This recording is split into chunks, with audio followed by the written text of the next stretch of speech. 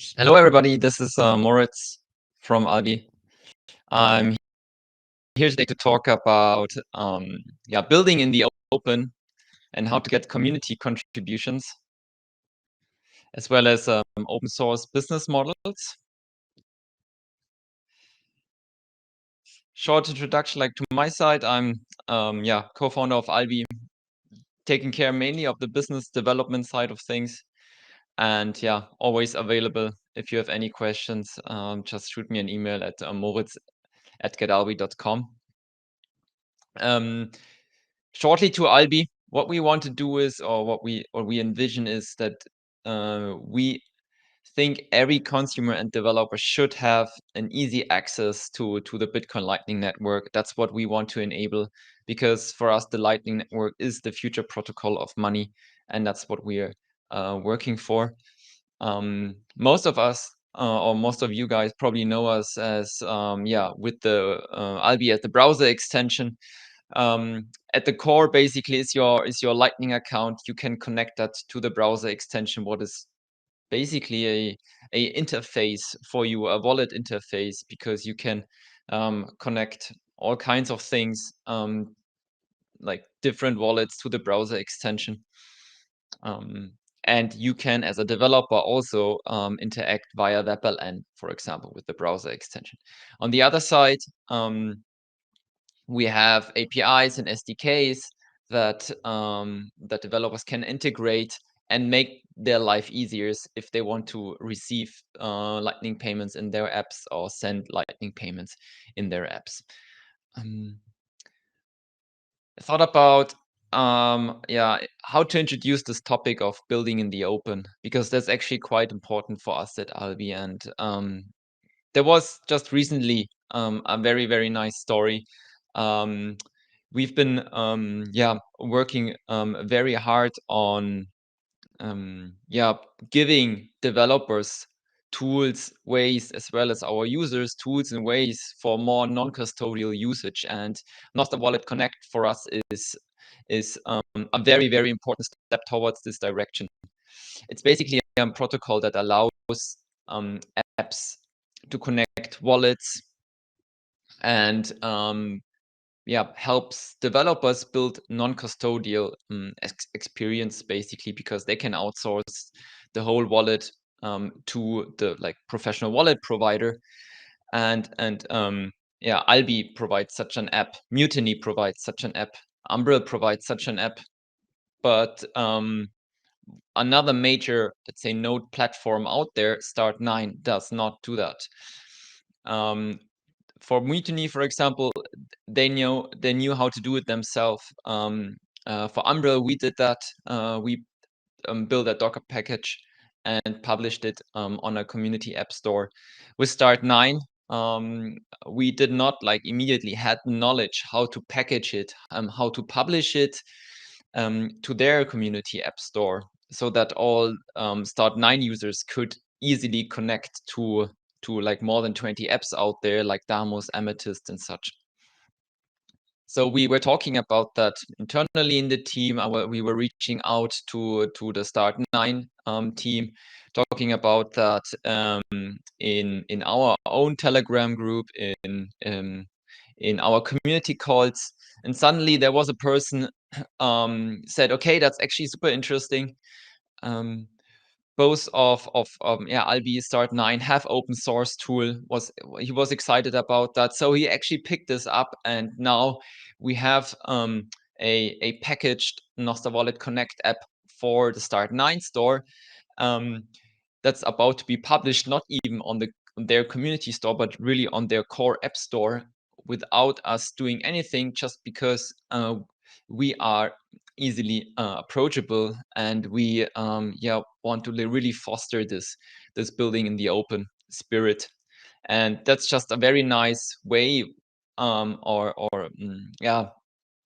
story how building in the open actually facilitates distribution of your apps.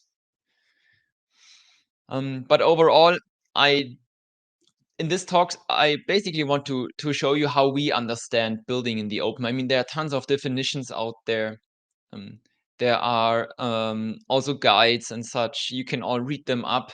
Just want to share my experience, how we approach it. So we will talk about building, operations, user research, design shortly.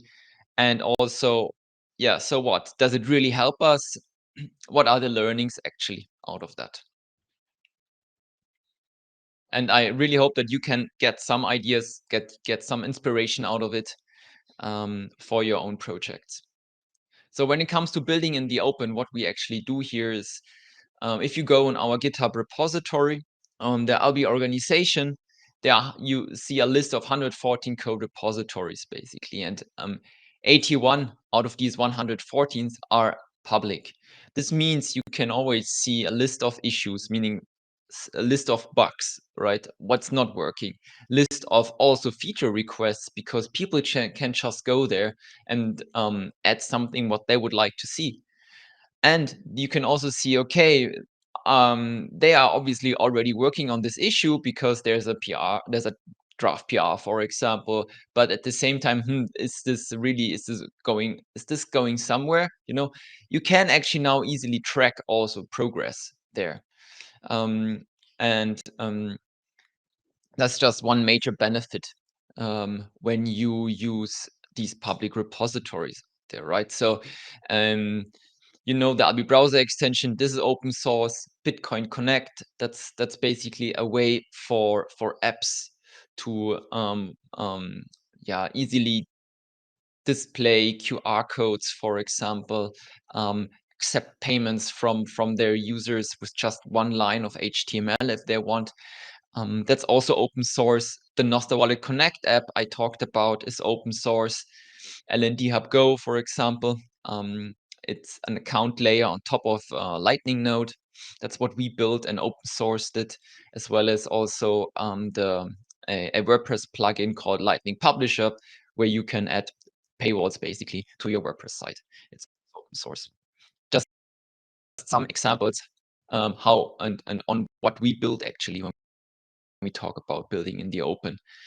And there are and in every of these code repository, you find a README page with instruction that looks like that. So that's the one for the browser extension.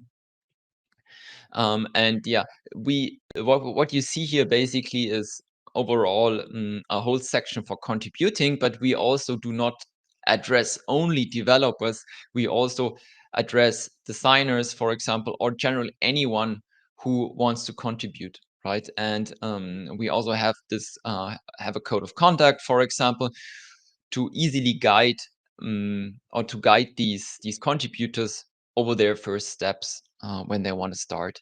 So I told this story about this nice, really kind contributor that packaged the Nostr Wallet Connect app built by team members of Albi, basically, and published it on the Start9 app store, because we did not just have the resources in this very moment to do that. And he even helps us now to maintain it over the first months until we find a sustainable solution for that. Yeah, but in general, that's how we basically or the goal of this talk, as I mentioned, is I don't want to give you a blueprint or a general guide of building in the open. I just want to share my experience on building up Albi, how we approach this topic, and give you ideas and some inspiration basically to see, okay, can you actually apply that for your own projects? And we will quickly look at building, operations, user research, design, and also then a bit critically review if that what we do also yields to a meaningful outcome actually. So building in the open, how we approach it, the majority of the code repositories of the Albi organization on GitHub, they're all public. This means you can see a list of issues, and in these issues you can see basically what are the bugs currently in the software, what's sometimes not so nice to publish. You can also have feature requests written by actually your own users, right? You can send them there, say, okay, please tell us what you like, and create an issue there. On the other side, you can also see what are people actually working on. Is there a draft PR? Is this actually ongoing? Is someone working on this issue or not? Or maybe are people actually do they face some challenges because there's no real progress? But it actually allows you to publicly show progress if you maintain a public repository. And some of these repositories are the Albi browser extension, for example. It's Bitcoin Connect, where you can just super easily build a payment experience into your web application with just one line of HTML. It's Nostr Wallet Connect, the app that I just talked about. Then we have also LND Hub Go or the Lightning Publisher WordPress plugin that are also both licensed as open source software. And then we have README pages like this one, where we then really invite contributors to and guide them throughout their first steps. Like, where can they find the right issues? Where can they get the knowledge? And it's super important to really be approachable here, enable them to take the first steps very, very quickly and easily. But you also need to see this as a way for you, and this is also something that we learned, to protect you to a certain degree, because here you have the chance to guide these people, also to make sure that they do actually proper contributions. And there are some things like code of conduct, for example, that you can publish and help them basically to adhere to certain guidelines. Operating, we also operate open source software, like the Albi account itself, like your wallet, is built on LND, on Eclair, LND Hub, like the account software, and Thunder Hub, for example. And aside of that, there's also ancillary software that we use in the team to be more efficient, like Plausible for analytics, Post Hoc, product development, and cal.com for just team coordination. And all these companies, for example, they themselves also operate, again, open source business models. We also do user research in the open. What I mean is we have a public repository where we post a link to results of our user research. So that's accessible there. But we also give something back, again, and this is, I think, generally very, very important in this.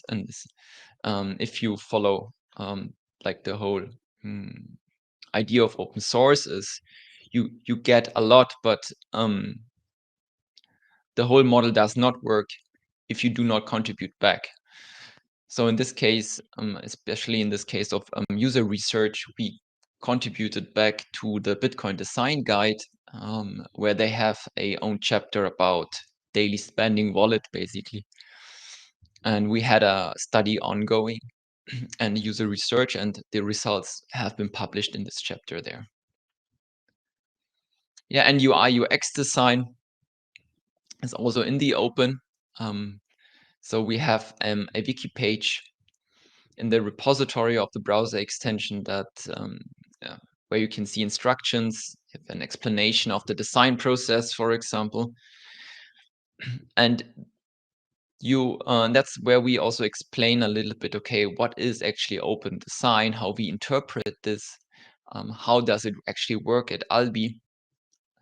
So, and the very next steps here is that we are currently working on is we're currently updating all our Figma design files, labeling them properly, and use components here and publish them, so that, again, we lower the barriers for potential contributors to learn about and to contribute, And we see this also as a chance to post challenging tasks or general UX challenges that we do not have an answer yet, but maybe someone else has a good idea and can now help us working on that. But the question is, so it's actually quite a lot of effort. Is it really worth it? So where we are right now, by following this approach, is we have now 200,000 or more than 200,000 downloads of the Albi browser extension. And I strongly believe that building in the open and publishing your software under an open source license helps you to build trust with the especially with the early users. We have more than 150 contributors, and they consist of developers, could be designers, could be content creators, could be just translators. For example, Albi is now translated into 18 different languages. And all these people also help us resolving issues and also building new features.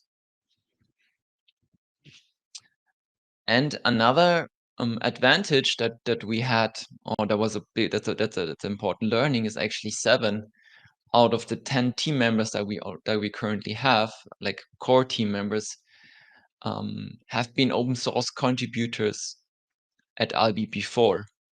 So I also started as an open source contributor, for example. So it's a natural recruiting process, because you get to know the people over a certain time. You see also, okay, are they actually intrinsically motivated to work on this project?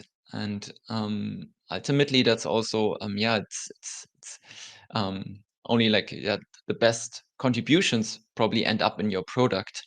So it's a great filter of quality, and also great way to see, okay, are the values actually aligned of the people contributing. So I would say it's actually awesome, or not yet, not so sure, because all these things require a lot of work. I showed you some ways, like how we do it. Ultimately, there's a lot of communication involved, so there's quite an overhead if you want to follow through with all these things like guides and such. If you want to be approachable, accessible all the time to contributors, you need to work a lot to do that. You need to also have patience if you have a contributor that does not a good PR, and you actually think, actually, if I would start it, it could be a lot quicker. Now I need to give them some feedback, right? So I would say we managed to have great results, but these results, they do not come just for free, right? So you need to work for them. And if we also review our approach a little bit critically, you can say, okay, we build in the open, but as a company, as a project, we are not yet there. So there is this this model out there of an open company that's basically one that makes certain metrics also public. So we and at Albi we only irregularly do that, basically. So we occasionally publish, for example, transaction numbers, but there are companies like Buffer, for example, they even regularly publish their revenue numbers, their user numbers. Then there's Ghost, for example, right? They also show how much they earn, what's their actually run rate for this year, and their churn. Of course, that exposes you on, and you might be also in a stronger competition, because obviously some people might say, okay, there's something that I can also tap these users, for example, get some revenue from them. Why don't we not also enter the same market where Ghost, for example, is in, right? Yeah. And there's cal.com. I brought this example because compared to the others that publish revenues, they, for example, publish salary numbers, right? And also nicely then describe how they end up at this number, what's their model behind that. But I should not forget, there's also a Bitcoin company that you all guys know, Stacker News, is actually also very, very transparent when it comes to publishing numbers.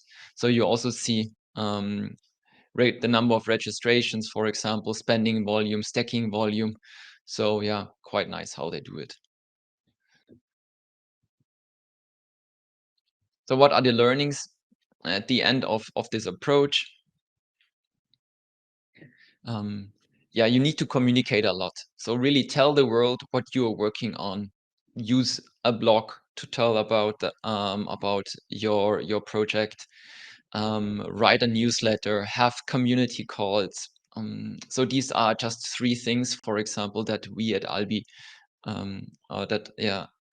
our team is doing. For example, every 2 weeks we have a community call where we show progress again, show major challenges, but also invite others to pitch their ideas, for example, or how they build on our APIs and such. But communication is super, super important. Yeah, be approachable, right? Show that everyone can quickly contact you. Make it easy as possible for them if you want to have open source contributors. So we have a Telegram channel, for example. We have sort of a sub channel in various Discord groups, like Bitcoin Design, for example. And that's just all makes the life easier of people finding you and asking around. And another topic regarding be approachable is also respond quickly, as be very, very responsive. I mean, it's if you do not get feedback on a question, for example, then you stop asking, right? If you do not get feedback on a pull request, for example, then you stop providing them. If you provide constantly feedback, but you're not appreciated for that, what you provide, then you also stop that. So, and I think that's also what our team is really, really, really great, and is that they always open to feedback and respond quickly and appreciate any contribution, and ultimately also be specific. So this is also a way where you can guide these contributors, help them along their first steps, and for example, label issues as good first issues, because it's also super frustrating if they start on an issue that is actually way too hard for them, right? So they need to learn. It's also for you a good way to create a certain learning curve for them, right? If you want that, and also outline the most important steps to ensure quality and protect yourself against too much of an overhead here, because of guiding all these new people, because there's also quite some churn at the end of the day, right? So you will have core team of contributors, but at the end of the day, they will also join another project at some point when they think, okay, now they learned a lot, but I want to try out something new. So um, um, there is just, that's why try to automate these things, have it all written down nicely, so that you do not need to explain it to each and every person personally, but can send them somewhere where they can learn themselves. So what we also did, for example, is we participate in bigger open source initiatives like Hacktoberfest. We actually wrote about it, and I'm also super surprised that not a lot of Bitcoin companies are actually participating in the Hacktoberfest, although it's a very it's quite a known event in the open source community. We wrote a blog article about that. We have had bounties, for example. We labeled issues as Hacktoberfest issues so that people could find them. And it actually worked out. And I would love to see more Bitcoin companies also taking part in this. Yeah, so that was basically how we at Albi do live building in the open, basically. And just now a short slide about the bigger picture about open source business models, actually.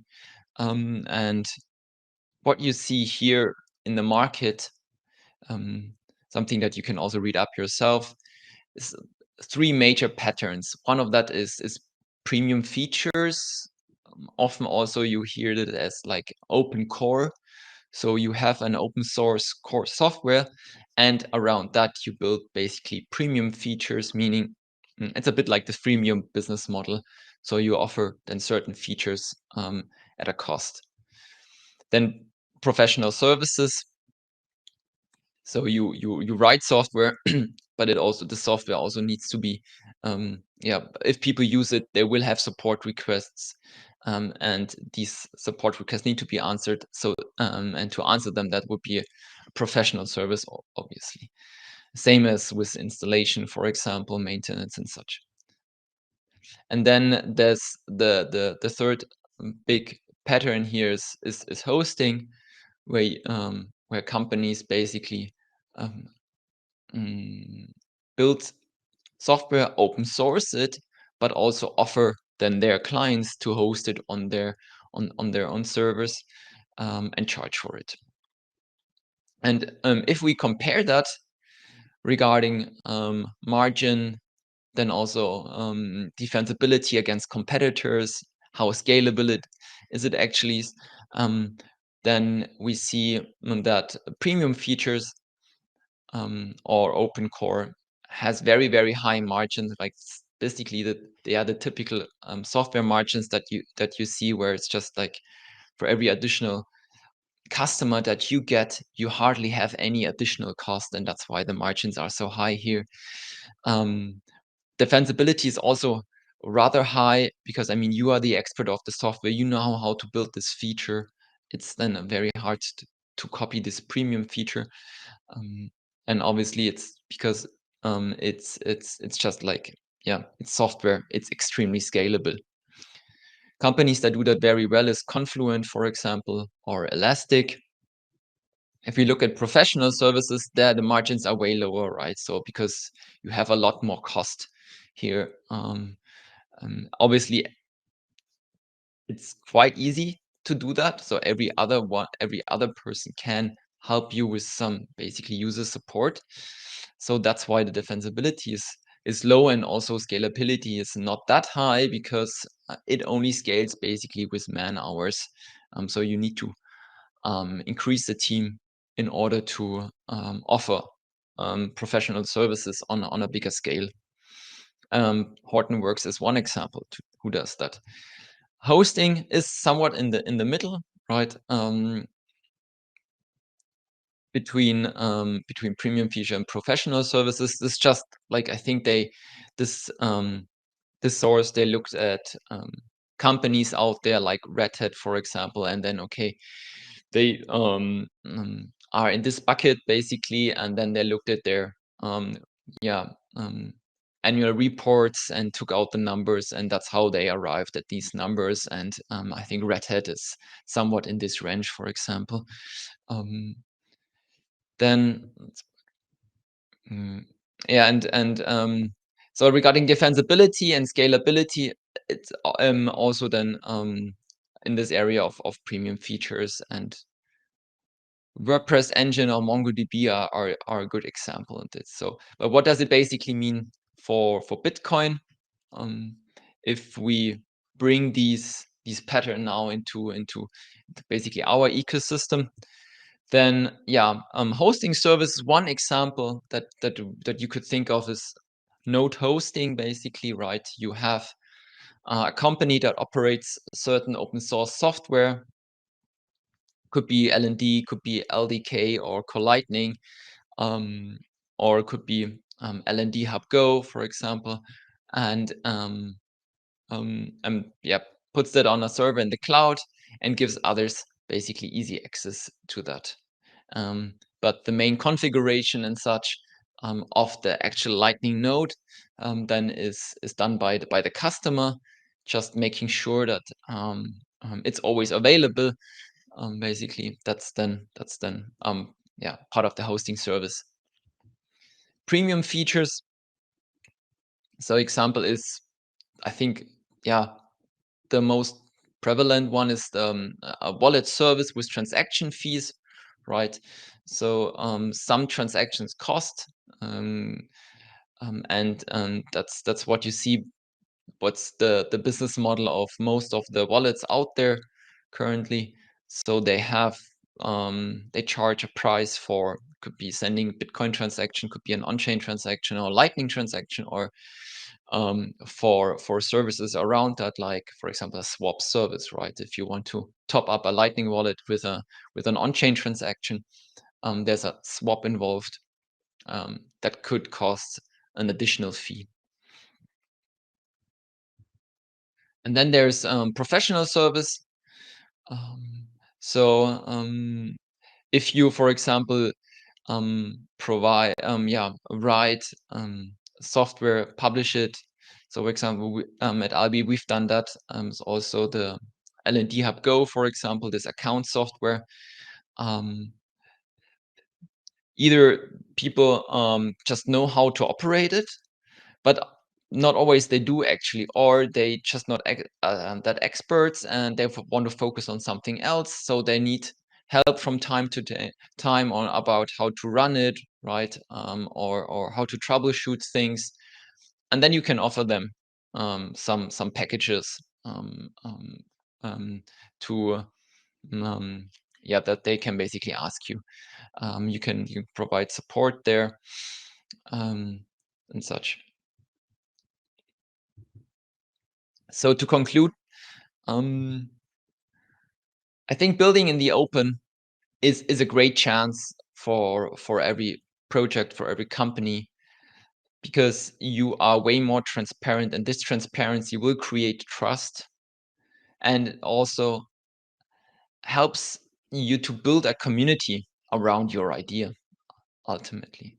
And you might find new team members, for example, what is super important. All right.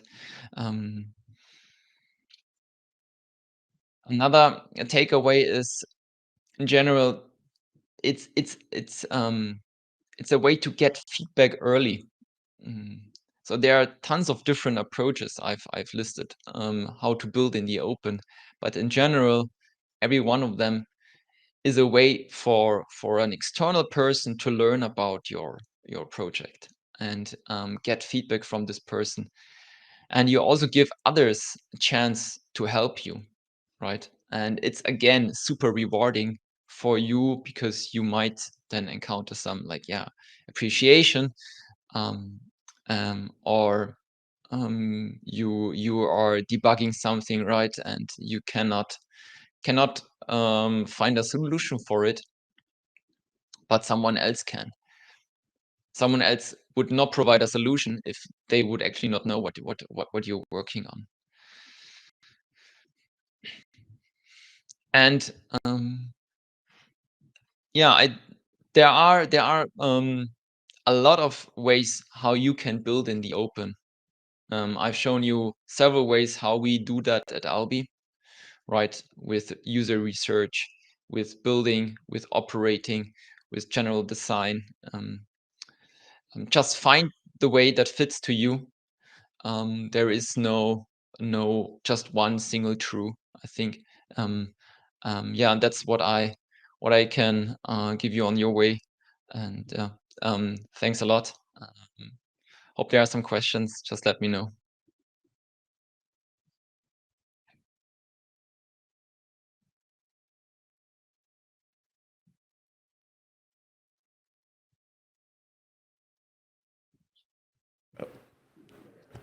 Thanks for that, Moritz. Appreciate it. Um, you gave some examples about Stacker News and some of these other companies in the Bitcoin space. Is was there one particularly when you started when you joined Albi that you saw out there that piqued your interest? Like Like from from general general Bitcoin Bitcoin companies? companies? Just the open building aspect of it, because I feel like I see it more now, but I don't remember seeing it in 21. But just would like to hear your thoughts on that. Um, Um, yeah, in yeah, in general, general, we at we at Albi, we've Albi, been we've been thinking thinking about about if if we can we also can also become an become an open open company. company. But But there's there's just just also a also lot a lot about about how we how we can, can how to how to manage manage that, that, how to how to communicate communicate that. that. Um, Um, we just we just don't don't have the have the resources to resources do. to But do. in But in general, it's general, it's what I what I personally, for personally, for example, learned example, learned about about is, is, um, um, for for example, how example, you how can you can calculate calculate salaries salaries for your for your team team members. members. Which Which approaches do approaches you do you take? Is take? it a Is more it a more local local approach, or approach, is or it is a it a global global approach? approach? What is the What is the salary salary level? level? And And these these information are information not are not generally not generally not easily easily accessible, accessible, but but there there are are handbooks handbooks out there out there from from these these open open companies companies where you where you can can read read this this up, up, for for example. example. Mhm. Mhm. Logan? Okay. So the other question we get from Eric, he's building an app called gosh, it's a WordPress app that he's working on. He says, has Albi considered any monetization with the WordPress Lightning Publisher plugin, or have any tips for WordPress specifically? So, So what you what you basically can do basically with can the do with the WordPress WordPress plugin from plugin from Albi is Albi that you is can that you can connect it connect it to an to Albi an Albi account. account. Um, Um, and this and Albi this Albi account account has has some like some like transaction fees transaction fees involved. involved. You don't You have don't to. have You to. can You also can also connect connect any any other other wallet, wallet or your or own your own node. node. So So that's that's why how that's we how want we to want make to just make just easy for easy for everyone. everyone. For this For this specific specific case, case, um, um, yes, there yes, are there are actually actually ways ways about about where where Eric Eric could could charge charge additional additional transaction transaction fees. fees. For For example, through example, through split split payments. payments. That That well, it well, depends a little depends a bit little on bit the on the exact exact user user journey journey of the of app. the app. But But theoretically, theoretically, if you if you accept accept payments, payments, then you then could, you could um, don't know, don't like know, like send send 5% 5% to the to the receiver and receiver and 5% 5% use as a use as a service service charge for charge your for your service. service. That's Possible also possible also today. today. But I would But I need would to need know to know exactly exactly what how is how that is that used in used Bitcoin in this Bitcoin in case. this case. Yeah, that sounds great. I'll have Eric just message him. Sounds like he might have more questions. Got one from Keith. He's building Branta. He says, any critical missteps one can make when launching FOSS?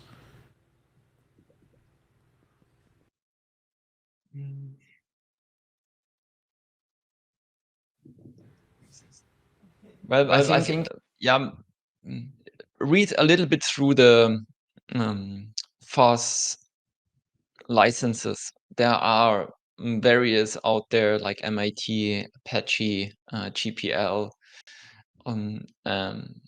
I don't think you can, if you like, the biggest, it's super hard if you change strategy along the way. But if you really follow through, then there is no much of a big mistake, I think, that you do. But for example, being open source in the beginning and the moving closed source is very hard, and you will have a lot of troubles with contributors, or even users, because like who owns the rights in this very moment, and what is still then part of the product. That's tricky. But if you really believe that, and if you follow through with your open source approach, then I don't think there are big big yeah traps or so. That just start just start doing it. I think with some parts of your service, maybe not complete, and then you see how this works, and then you can slowly expand that.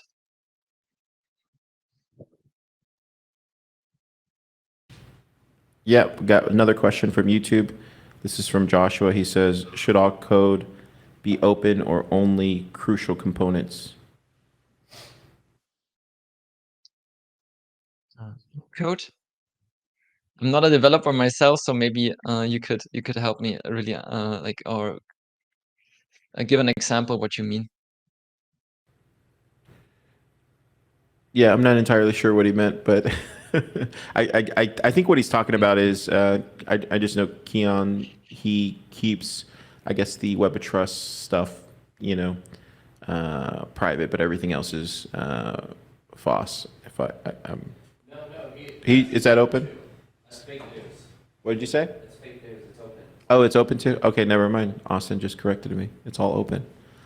So I guess that's your answer, Joshua. Make it all open and may the best man win. Do you guys?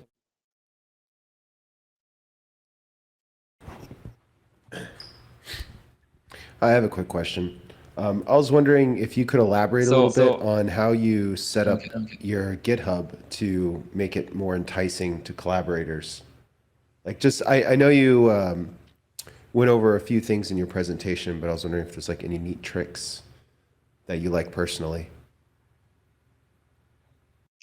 Ah, yeah, okay. What I like personally, so I mean, you can just look it up. It's Albi, or yeah, the Albi organization on GitHub.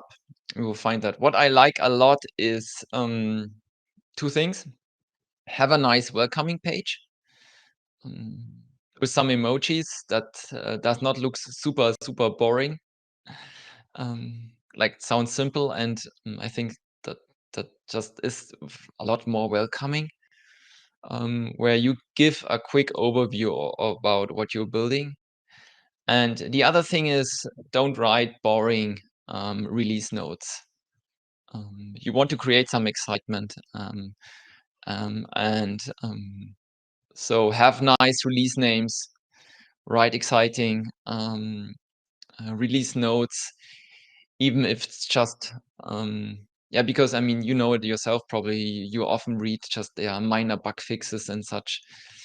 That's not really exciting. Maybe there is something actually exciting about a little improvement that's worth mentioning, and that then also stands out from the crowd already.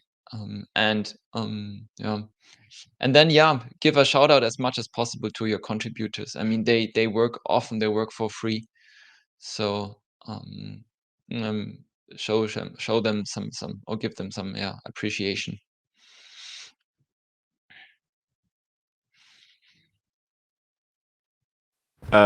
So I have one more question, but it's not related to the talk. When are we getting the Albi browser?